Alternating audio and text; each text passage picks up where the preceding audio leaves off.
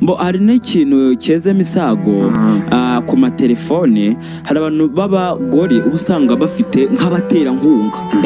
ugasanga afite ikindi kigabo kiri ku ruhande kipare asimbukiraho rimwe na rimwe, none ugasanga muri telefone yanditsemo ngo wenda ugasanga yanditsemo ngo imiteja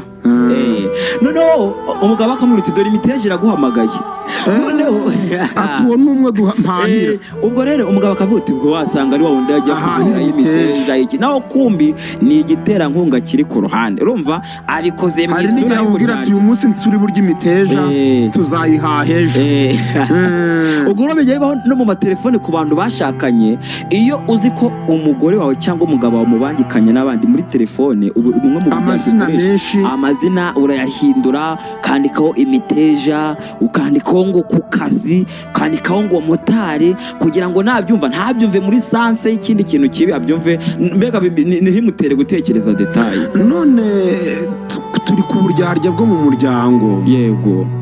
umugore agira konti umugabo atazi, ubwo nabwo ni umugabo agira konti umugore atazi, n'imitungo atazi.